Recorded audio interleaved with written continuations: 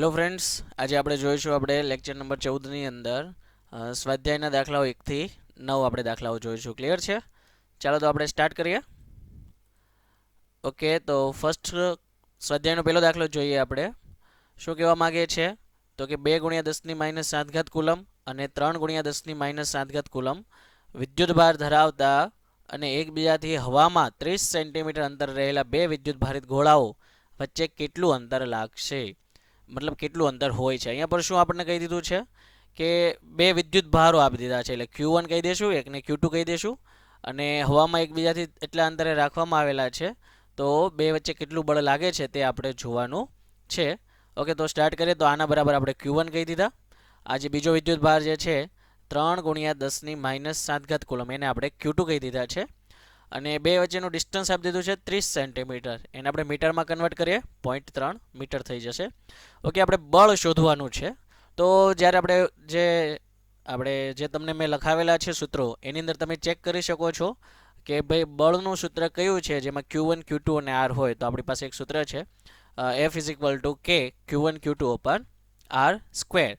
Okay મિત્રો, તો તમે આની અંદર જોઈ શકો છો, બધાની કિંમત મૂકીએ. કેની કિંમત છે આપણી પાસે 9 × 10⁹, Q1 ની કિંમત મૂકીએ, Q2 ની કિંમત મૂકીએ અને R ની કિંમત મૂકીએ 0.3 અને સ્ક્વેર કરી દઈએ. ક્લિયર? ચાલો, ત્યાર પછી આપણે જોઈએ, આ બધાનું સાદુરૂપ આપી દઈએ આપણે. તો ફાઇનલ આપણી પાસે આન્સર આવી જાય છે તો કે 6 × 10⁻³ ન્યૂટન. ઓકે, આન્સર કેવો છે? પોઝિટિવ છે. પોઝિટિવ છે તો શું થશે? બંને વચ્ચે અપાકર્ષણ બળ લાગે છે. આમ પણ ચેક કરી શકો છો, બંને ધન વિદ્યુત ભાર છે. ધન વિદ્યુત ભારો વચ્ચે શું થાય છે? અપાકર્ષણ થાય છે. ક્લિયર? આપણે એક વસ્તુ જોયું તો જો બળ જે છે પોઝિટિવ આવે તો બંને વચ્ચે શું સમજવાનું છે? અપાકર્ષણ થાય છે. અને જો બળ નેગેટિવ આવે તો શું સમજવાનું છે? બંનેને વચ્ચે અપાકર્ષણ થાય છે. ક્લિયર? ઓકે, તો આપણો બસ ધેટ્સ ઇટ. પહેલો ક્વેશ્ચન પૂરો થઈ ગયો. એકદમ નાનો છે. સ્વાધ્યાયના જે પણ દાખલાઓ છે એકદમ હંમેશા ઇઝી રહેશે. આખું ધોરણ 12 પૂરું કરો ત્યારે ઉદાહરણના દાખલાઓ તમને થોડાક કેવરાવશે, પણ સ્વાધ્યાયના દાખલાઓ હંમેશા ઇઝી રહેશે આપણી પાસે. ક્લિયર? ચાલો, ત્યાર પછી આપણે જોઈએ બીજું સ્વાધ્યાયનો બીજો દાખલો. 0.4 માઇક્રોકુલમ વિદ્યુત ભાર ધરાવતા એક નાના ગોળા પર -0.8 માઇક્રોકુલમ વિદ્યુત ભાર ધરાવતા નાના ગોળા વડે હવામાં વિદ્યુત બળ 0.2 ન્યૂટન જેટલું લાગે છે. શું કીધું છે? બે વિદ્યુત ભારો આપી દીધા છે અને એની વચ્ચે લાગતું બળ આપી દીધું છે. તો બે વિદ્યુત ભારો વચ્ચેનું અંતર કેટલું હશે? ઓકે, સેમ ક્વેશ્ચન જો આના પહેલા જે હતો એમાં બળ આપ્યું હતું, ડિસ્ટન્સ આપી દીધેલું હતું, બળ શોધવાનું હતું. આમાં શું કર્યું છે? બળ આપી દીધું છે આપણને અને ડિસ્ટન્સ શોધવાનું કીધું છે. ક્લિયર? ઓકે, તો આપણી પાસે આને Q1 કહી દઈએ, આને Q2 કહી દઈએ, આને F કહી દઈએ, તો આપણે R શોધવાના થશે. ક્લિયર? ઓકે, તો કરીએ આપણે.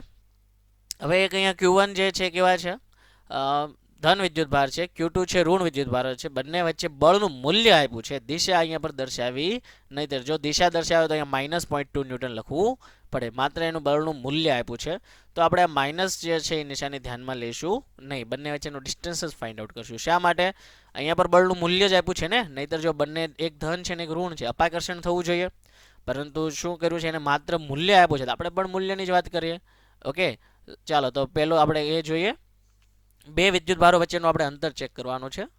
ઓકે, તો આપણી પાસે સૂત્ર છે F = K Q1 Q2/R². આપણે એક કામ કરીએ, R² ને કરતા બનાવીએ તો શું થશે? R² અહીંયા ચાલ્યા જશે અને F છે નીચે ચાલ્યા જશે. ઓકે, K ની વેલ્યુ મૂકી દઈએ 9 × 10⁹. Q1 ની કિંમત મૂકીએ.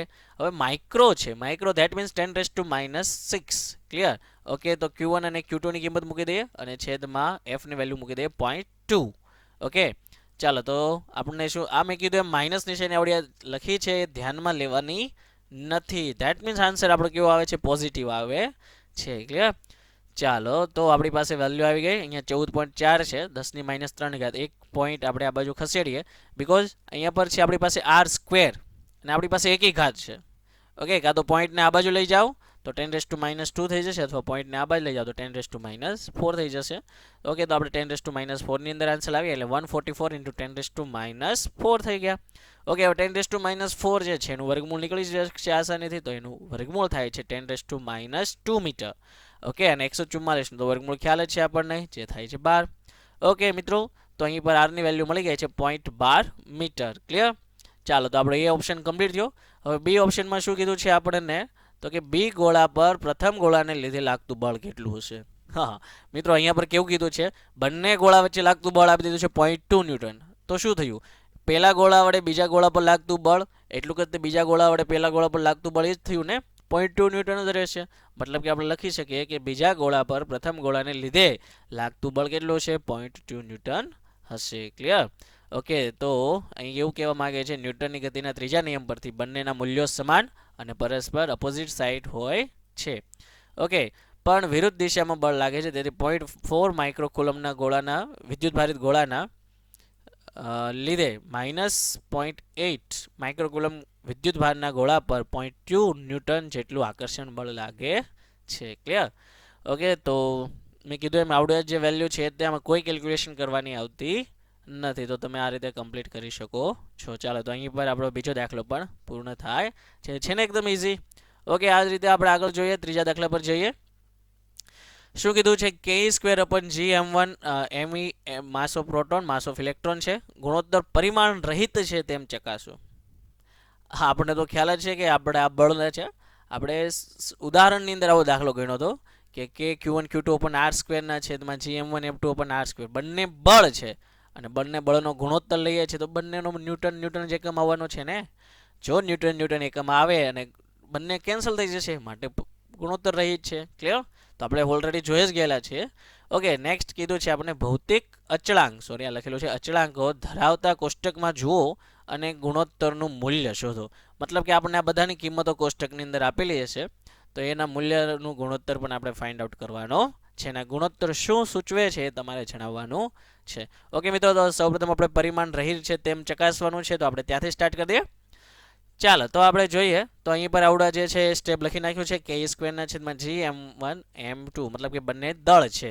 તો K નો એકમ, પછી E² નો એકમ કુલમ થશે ને, અહીં મૂકવાનો છે. પછી G નો એકમ અહીંયા લખવાનો છે, માસ ઓફ ઇલેક્ટ્રોનનો એકમ અને માસ ઓફ પ્રોટોનનો એકમ લખવાનો છે. તો સોરી, પારિમાણિક સૂત્ર ડાયરેક્ટ આપણે લખી નાખીએ. Kનું પારિમાણિક સૂત્ર આપણે થિયરીની અંદર જોઈ ગયા છીએ, તો મૂકી દઈએ આપણે ડાયરેક્ટલી.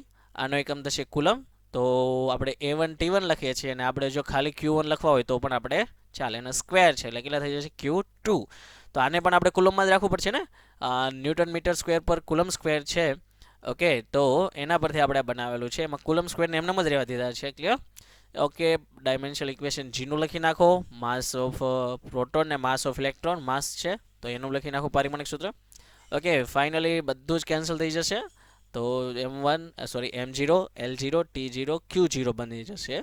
ચેક કરી શકો છો તમે. ઓકે, સો આના પરથી કહી શકાય કે આ ગુણોત્તર જે છે એ પરિમાણ રહિત છે, કેમ કે એની વેલ્યુ ફાઇનલ 1 આવે છે, કોઈ પરિમાણ ધરાવતું નથી, બધાની 0 ઘાત છે ને, એટલા માટે થઈને આપણે આવડવા કહી શકીએ છીએ. ચાલો, હવે બીજું શું કીધું હતું આપણને કે ગુણોત્તરની મૂલ્ય મેળવો. ઓકે, તો સ્ટેપ લખીએ, બધાને વેલ્યુ મૂકી દઈએ. K ની વેલ્યુ મૂકી 9 × 10⁹, E ની વેલ્યુ મૂકીએ 1.6 × 10⁻19 અને whole square, because here square. Okay, G ની વેલ્યુ મૂકી દઈએ 6.67 × 10⁻11, માસ of electron 9.1 × 10⁻31, mass of proton 1.66 or 1.67. Okay, કોઈ પણ લખી શકો છો, 1.66 × 10⁻27 kg. ઓકે, ફાઇનલી આપણે સાદુરૂપ આપીએ તો આપણને એની કિંમત આપણને મળી જશે 2.29 × 10⁻39. હવે એકમ લખવો કે નહીં, તો કે નહીં આવે. અહીંયા પર આપણે અહીંયા પર પણ જોઈ ગયા છે પરિમાણ રહિત છે એટલે અહીંયા ન્યૂટન કે કોઈ મૂકી શકશો નહીં. હવે આ ગુણોત્તર શું સૂચવે છે, તો કે જોઈએ તો કે આપણને ખ્યાલ છે આવડું આ કુલંબીય બળ અને ગુરુત્વાકર્ષણ બળનો શું છે, આ ગુણોત્તર દર્શાવે છે. હે ને, તમે આના પહેલા એક શીખી ગયા હતા કે r² થતા હતા, r² કેન્સલ કરતા હતા, એટલે આવડો સ્ટેપ આવે છે. તો આ જે છે કુલંબીય બળના છેદમાં ગુરુત્વાકર્ષણ બળ દર્શાવે છે. તો એનો જવાબ જે છે 10⁻39 ની અંદર આવે છે. તો એનો મતલબ શું થયો મિત્રો, કે એનો મતલબ એવો થયો કે કુલંબીય બળ જે છે 10⁻39 ગણું જે છે ગુરુત્વાકર્ષણ કરતાં વધારે લાગે છે. મતલબ ગુરુત્વાકર્ષણ બળનું મૂલ્ય ખૂબ જ ઓછું છે અને સ્થિત વિદ્યુત બળનું વેલ્યુ ખૂબ જ વધારે છે. ગુરુત્વાકર્ષણ બળ કરતાં કેટલા ગણું, એટલા ગણું વધારે દર્શાવે છે. મતલબ કે વિદ્યુત બળ જે છે ખૂબ જ પ્રબળ છે ગુરુત્વાકર્ષણ બળ કરતાં. ક્લિયર? ચાલો, તો આપણો 1.3 ત્રીજો દાખલો પણ કમ્પ્લીટ થાય છે. ધ્યાન રાખજો, બધી નોટ્સમાં લખતા રહેજો, મજા આવશે તમને પણ ગણવાની. અને સ્વાધ્યાયના દાખલા ખૂબ જ ઇઝી છે, તમે આરામથી લખી શકશો. ચાલો, ત્યાર પછી આગળના દાખલા તરફ જઈએ. ઓકે, 1.4 શું કહે છે? પદાર્થનો વિદ્યુત ભાર ક્વોન્ટમિત થયેલો છે. આ કથનનો અર્થ સમજાવો. થિયરી. ઓકે ફ્રેન્ડ્સ, તો આપણે આના વિશે આપણે એક થિયરી જોઈ ગયા છીએ વિદ્યુત ભારના ક્વોન્ટમીકરણની. બસ આમાં એ થિયરી લખવાની છે કે પદાર્થનો વિદ્યુત ભાર ક્વોન્ટમિત થયેલો છે, મતલબ કે કોઈ પણ પરનો વિદ્યુત ભાર જે છે એ એનના ગુણાંકમાં હોય છે. જ્યાં એન એ છે એ કેવો હોય છે? 1 2 3 4 5 એ રીતે હોય છે. તો એ કથનનો આપણે જોયેલો, તો એની એ થિયરી લખવાની છે. ઓકે, તો આપણે થોડીક લખી દઈએ છીએ, બાકી તો તમે સમજી ગયેલા છે. તો કે વિદ્યુત ભારના ક્વોન્ટાઇઝેશનનો અર્થ એ થાય છે કે કુલ પદાર્થ, કોઈ પણ પદાર્થ પરનો કુલ વિદ્યુત ભાર જે છે, મતલબ કે એ મૂળભૂત વિદ્યુત ભાર ઈના પૂર્ણાંક ગુણાંકમાં જ હોય છે. જેને શું કહેવાય છે? ઈને શું કહેવાય છે? મૂળભૂત વિદ્યુત ભાર કહેવાય છે. અને પૂર્ણ ગુણાંકમાં જ હોય છે, તો આપણે એના પરનો કુલ વિદ્યુત ભાર મળી જશે. કુલ વિદ્યુત ભાર Q is equal to N into E, જ્યાં N ઇઝ ઇક્વલ ટુ શું થશે? 0 1 2 3 4 5 6 7 8 9 plus or minus 1 plus or minus 2 plus or minus 3 પણ આવી શકે છે. ક્લિયર? ઓકે, તો આપણે બી ક્વેશ્ચન પર જઈએ. આપણે શું કહેવા માંગે છે બી ક્વેશ્ચન? સ્થૂળ એટલે કે મોટા માપક્રમો પર વિદ્યુત ભારો સાથે કામ કરતી વખતે આપણે વિદ્યુત ભારનું ક્વોન્ટમીકરણ શા માટે અવગણી શકીએ? સ્થૂળ, આપણી પાસે બે રાશિઓ હતી ને, સ્થૂળ અને સૂક્ષ્મ રાશિ, માઇક્રોસ્કોપિક અને મેક્રોસ્કોપિક. ક્લિયર? આ છે માઇક્રોસ્કોપિક, મતલબ કે સ્થૂળ રાશિઓ, કે ભાઈ મોટા પાયા પર એમ, અને માઇક્રો મીન્સ કે નાના પાયા પર. તો સ્થૂળ એટલે કે મોટા પાયા પર આપણે કામ કરતા હોય વિદ્યુત ભારોમાં, ત્યારે આપણે ક્વોન્ટમીકરણ અવગણી શકીએ છીએ. શા માટે?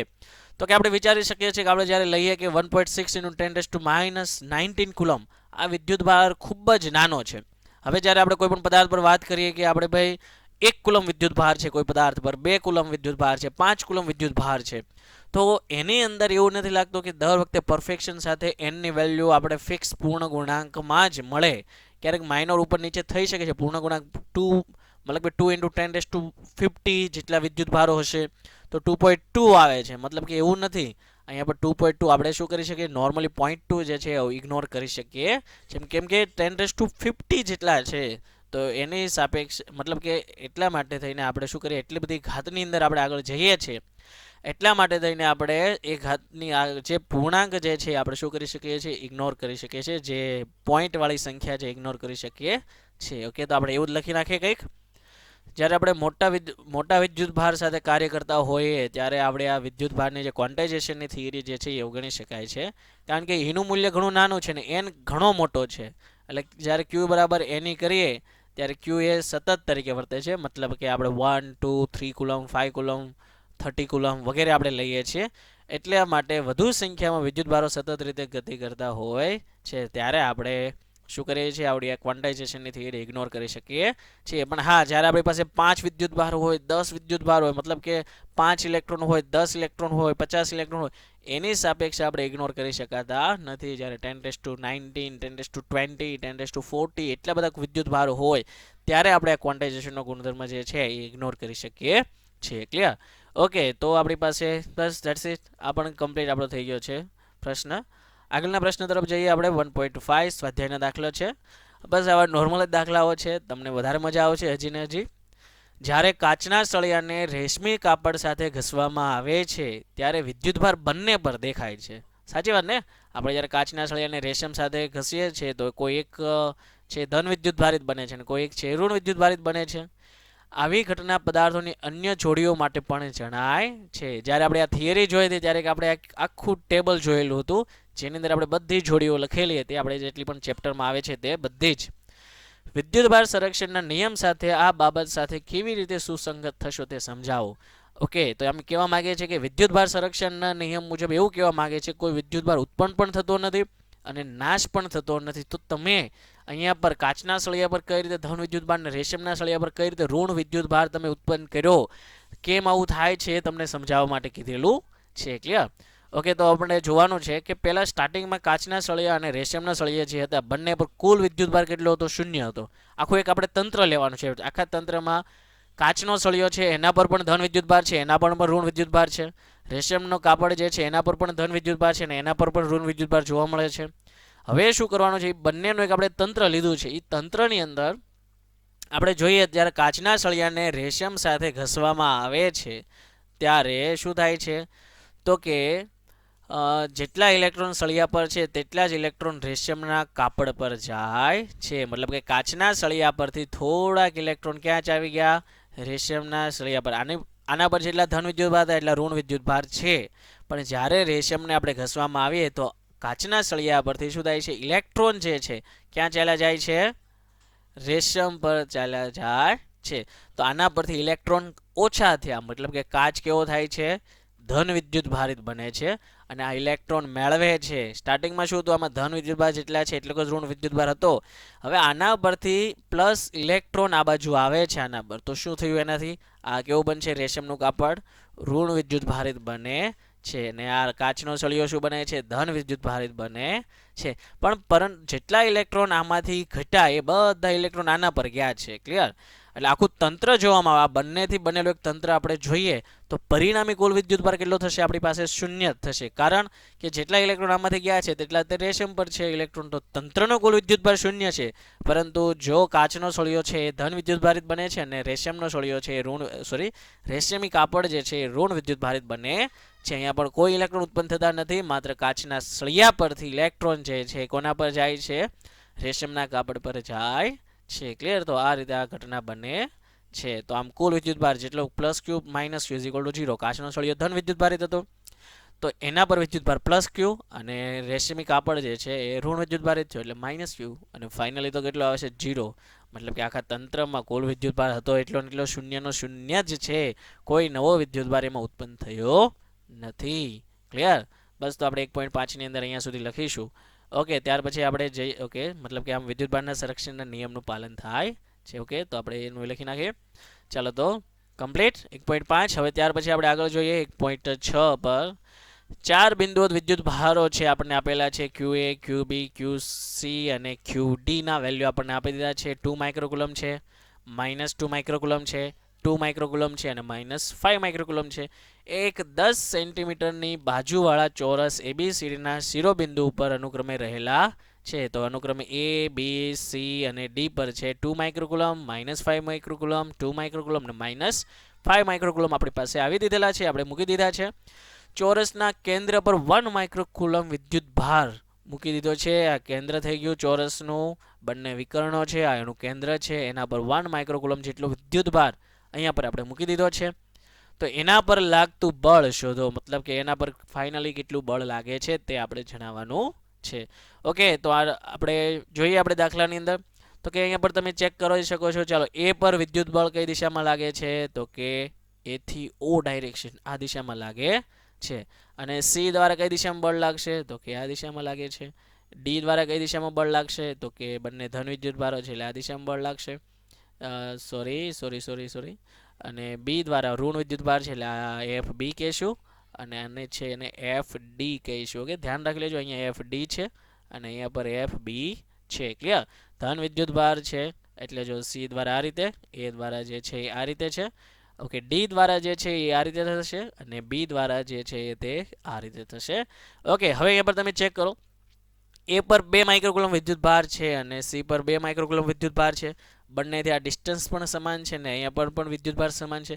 મતલબ કે A દ્વારા જેટલું બળ લાગે છે એટલું કતે C દ્વારા પણ બળ લાગે છે. બંને મૂલ્યોની દિશા કેવી છે, સમાન. બટ અહીંયા પર તમે ડાયરેક્શન ચેક કરી શકો છો, બંનેની કેવી છે, અપોઝિટ ડાયરેક્શન, વિરુદ્ધ દિશામાં છે. ધેટ મીન્સ ફાઇનલી ફોર્સ કેટલું લાગે છે, 0 થશે. ક્લિયર? ઓકે, તો પરિણામી બળ A અને C દ્વારા કેટલું થઈ ગયું, ફાઇનલી 0 થઈ ગયું. હવે B દ્વારા જોઈએ -5 માઇક્રોકુલમ છે તો એના દ્વારા વિદ્યુત ભાર છે આ દિશામાં લાગે છે બળ, અને D દ્વારા પણ બળ જે છે આ દિશામાં લાગે છે, આકર્ષી પ્રકારનું હોય છે.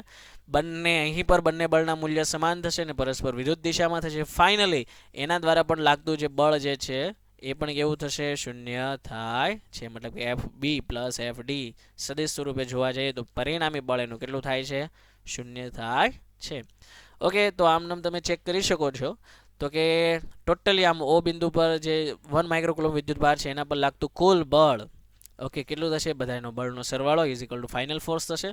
હવે આ બેનો સરવાળો અહીંયા પર 0 છે અને આ બે આનો બીનો અને ડીનો બંનેનો સદિશ સરવાળો 0 છે. તો ફાઇનલ આન્સર કેટલો આવશે આપણી પાસે, 0 થશે. પરિણામી બળ પણ કેટલું થશે, 0, અને પરિણામી બળનું મૂલ્ય પણ કેટલું થાય છે, 0 થાય છે.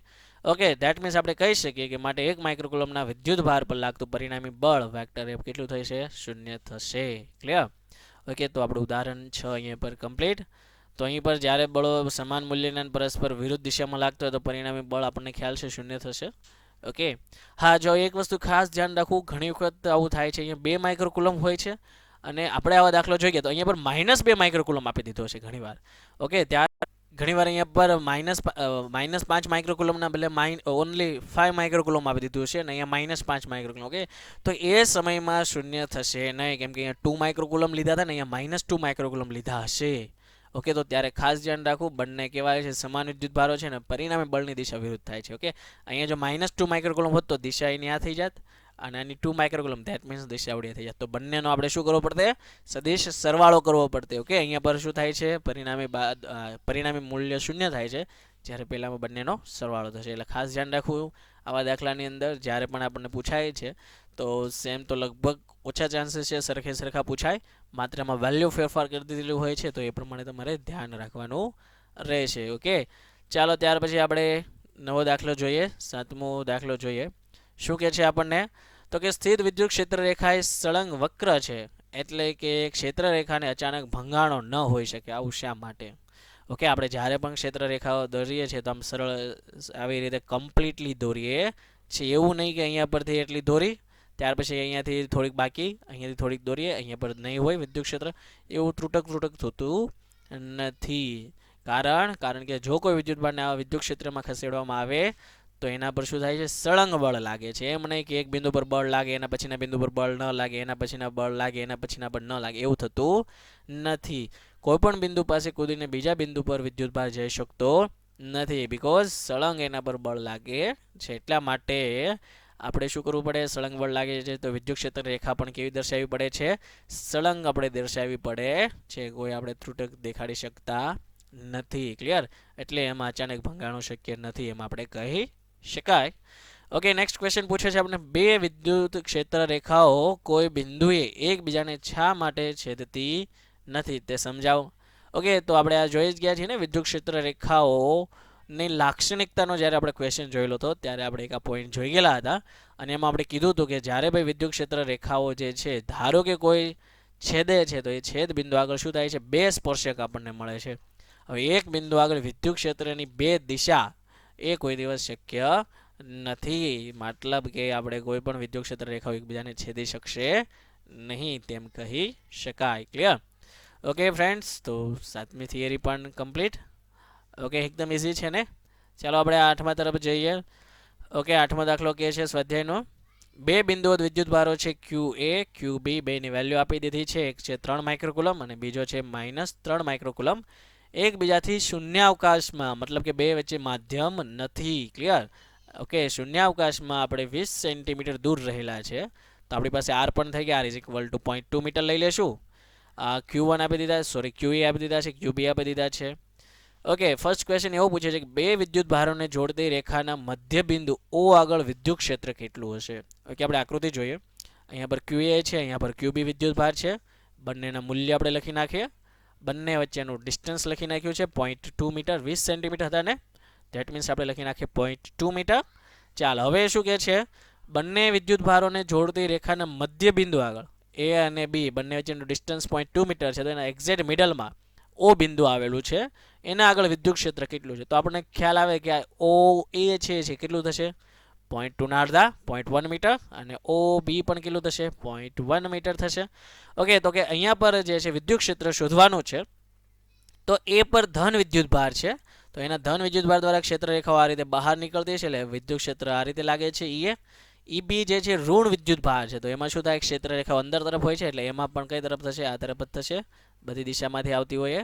તો અહીંયા પર પણ બી બિંદુ દ્વારા ઉદ્ભવતું વિદ્યુત ક્ષેત્ર આ ડાયરેક્શનમાં થશે. બંને વિદ્યુત ક્ષેત્ર કેવા છે? સમાન ડાયરેક્શનમાં છે. આપણે આના પહેલાં પણ આવા ઉદાહરણ જોઈ ગયા છીએ. બંને વિદ્યુત ક્ષેત્ર સમાન દિશામાં છે, x દિશામાં છે, અથવા તો A થી B તરફની દિશામાં છે, તો તમે બંનેનો દ્વારા લાગતા વિદ્યુત ક્ષેત્રનો પરિણામે આપણે સરવાળો કરીશું. ક્લિયર? ઓકે, તો આપણે એ ઓપ્શન ચેક કરીએ કે ઓકે, કીધું છે આપણે O એ રેખાખંડ AB નું મધ્ય બિંદુ છે, ધેટ મીન્સ OA બરાબર 0.1 મીટર અને BO બરાબર કેટલા થશે? 0.1 મીટર થશે. હવે O બિંદુ આગળ ઉદ્ભવતું કુલ વિદ્યુત ક્ષેત્ર, બંને દ્વારા ઉદ્ભવતા વિદ્યુત ક્ષેત્રનો સરવાળો. કેમ સરવાળો કરવો પડ્યો એનું રીઝન આપણે લખી નાખ્યું, કારણ કે EA અને EB કેવા છે? એક જ દિશામાં છે. ક્લિયર?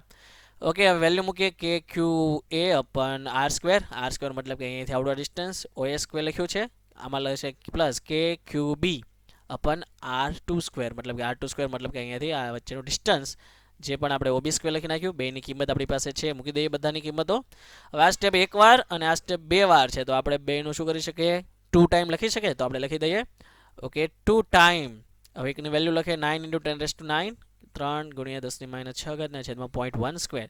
ઓકે 2 ટાઈમ કરી નાખ્યું એટલે અહીંયા પર આપણે 2 આવે છે. ઓકે સાદુરૂપ આપીએ ફાઇનલી તો વિદ્યુત ક્ષેત્રની વેલ્યુ મળે છે આપણને 54 × 10⁵ ન્યૂટન પર કુલમ. ઓકે સદિશ સ્વરૂપે આપણે લેવા જઈએ તો આપણે એની દિશા લખવી પડશે. તો વેક્ટર ઇઝ ઇક્વલ ટુ અહીંયા 54 થાય એટલે લખી નાખીએ 5.4, તો ઘાતમાં 1નો શું થશે, વધારો થશે, 5 ના બદલે 6 ઘાત થઈ ગયા ન્યૂટન પર કુલમ. તો સાથે સાથે દિશા દેખાડવી પડશે, તો કઈ દિશા હશે, તો કે O થી B તરફ લખી શકો અથવા તો A થી B તરફ લખી શકો, બસ મતલબ કે આ ડાયરેક્શન થઈ. તમે આ અંદર x અક્ષ તરફ પણ લખી શકશો. ક્લિયર? ઓકે તો આપણો એ ઓપ્શન છે અહીંયા પર કમ્પ્લીટ થાય છે. હવે શું કહે છે આપણને બી ઓપ્શન જોઈએ, તો કે જો અહીંયા પરનું વિદ્યુત ક્ષેત્ર આપણને મળી ગયું છે. હવે જો ત્યાં પર 1.5 × 10⁻9 કુલમ માન ધરાવતો મૂલ્ય ધરાવતો એક ઋણ વિદ્યુતભાર આ બિંદુએ મૂકવામાં આવે તો તેના પર કેટલું બળ લાગશે. શું કહેવા માંગે છે, આ ઓ બિંદુ જે છે ત્યાં પર એટલા મૂલ્યનો વિદ્યુતભારિત કણ મૂકવામાં આવે છે તો એના પર કેટલું બળ લાગશે તે આપણે જોવાનું છે. પહેલાં તો વિદ્યુત ક્ષેત્રની દિશા આવડ્યા થઈ, તમે સમજી શકો છો A થી B તરફ, મતલબ કે અહીંયા બધા ધન વિદ્યુતભાર થયા હશે. ઓકે અને બધા કેવા છે, ઋણ વિદ્યુતભાર હશે. તો અહીંયા પર ઋણ વિદ્યુતભાર મૂકવામાં આવે તો તમે કઈ દિશામાં એના પર બળ લાગશે, તો કે અહીંયા ઋણ વિદ્યુતભાર છે, અહીંયા ઋણ ને ઋણ વચ્ચે શું થશે, અપાકર્ષણ, એટલે આ દિશામાં ગતિ કરશે. અને અહીંયા ધન વિદ્યુતભાર છે એટલે એના દ્વારા આકર્ષણ બળ લાગશે, પરિણામે એ B થી A તરફ ગતિ કરશે. તો જેટલું પણ મૂલ્ય આવે આપણે ફાઇનલી યાદ શું રાખવાનું છે, તો કે એનું મૂલ્ય જે છે જે હોય પણ દિશા કઈ થશે, B થી તે A તરફની થશે. ક્લિયર? ઓકે ચાલો તો કમ્પ્લીટ કરીએ આપણે. તો કે આપણી પાસે બી ઓપ્શન છે એની અંદર પરીક્ષણ વિદ્યુતભારની મૂલ્ય આપી દીધું છે, મૂકી દઈએ. આપણી પાસે વિદ્યુત ક્ષેત્રની વેલ્યુ છે એ પણ મૂકી દઈએ. તો આપણી પાસે સૂત્ર છે F = QE. આપણે વેક્ટર ઈનું સૂત્ર લખ્યું હતું ને, E = F/Q0, ખ્યાલ છે ને? તો એના પરથી લખી છે કે વેક્ટર F = Q0 × E. બંનેની કિંમત આપણે મૂકી દઈએ, ગુણાકાર. તો ફાઇનલ મૂલ્ય આવે છે વેક્ટર F = -8.1 × 10⁻³ ન્યૂટન. ઓકે તો કઈ દિશામાં હશે આવડું આ બળ જે છે એ કઈ દિશામાં છે, માઇનસ છે, મતલબ કે આ દિશામાં જોવા મળે છે. પરિણામી બળ શું થાય છે, આપણે વિદ્યુત ક્ષેત્ર છે એનાથી વિરુદ્ધ દિશામાં લાગે છે. મિત્રો આમાં કોઈ વિચારવા જેવું નથી. જો ધન વિદ્યુતભાર હોય તો વિદ્યુત ક્ષેત્રની દિશામાં, અને જો ઋણ વિદ્યુતભાર હોય છે તો એ વિદ્યુત ક્ષેત્રની વિરુદ્ધ દિશામાં હોય છે. તમે આરામથી સમજી શકો છો કઈ દિશામાં બળ લાગે છે. જો ફરી એકવાર ધન વિદ્યુતભાર હોય તો વિદ્યુત ક્ષેત્રની દિશામાં, અને ઋણ વિદ્યુતભાર હોય તો વિદ્યુત ક્ષેત્રની વિરુદ્ધ દિશામાં બળ લાગે છે. એનું કારણ તમે હવે સમજી ગયા હશો શાયદ, હું એવું માનું છું. બીકોઝ કે વિદ્યુત ક્ષેત્ર મેં કીધું એમ અહીંયા પર આપણે લઈએ ધન છે, અહીંયા પર ઋણ હોય તો વિદ્યુત ક્ષેત્ર ધનથી ઋણ તરફ જાય છે. જો ધન વિદ્યુતભાર મૂકવામાં આવે તો અહીંયા ધનથી શું થશે, અને અહીંયા ઋણ છે તો ધનના કારણે અપાકર્ષણ અને ઋણના કારણે આકર્ષણ, મતલબ કે આ દિશામાં જશે વિદ્યુત ક્ષેત્રની દિશામાં. ઓકે વિદ્યુત ક્ષેત્ર અહીંયા ધન વિદ્યુતભાર અને ઋણ વિદ્યુતભાર, પરિણામે વિદ્યુત ક્ષેત્ર આ દિશામાં હોય. ઇલેક્ટ્રોન મૂકવામાં આવે ઋણ વિદ્યુતભાર તો એ ધન તરફ આકર્ષણ ગતિ કરે છે અને ઇલેક્ટ્રોન છે એના પર અપાકર્ષણ લગાવે છે. સો ફાઇનલી મેં કીધા એ સેન્ટેન્સ તમારે યાદ રાખવાના છે. ઓકે તો આપણી પાસે 1 to 9 ને અહીંયા પર 1 થી 8 જ ઉદાહરણ છે. 9મું ઉદાહરણ જે છે આપણે જોઈએ એ પ્રમાણે એ ઉદાહરણ જે છે એ ડાયપોલ પર આધારિત છે, એટલે આપણે 1 થી 8 જ ઉદાહરણ જોઈએ છે હાલમાં. ઓકે 9મું ઉદાહરણ જે છે આપણે ડાયપોલ વિશે માહિતી મેળવી લીધા પછી આપણે એના વિશે અભ્યાસ કરીશું. Okay thank you.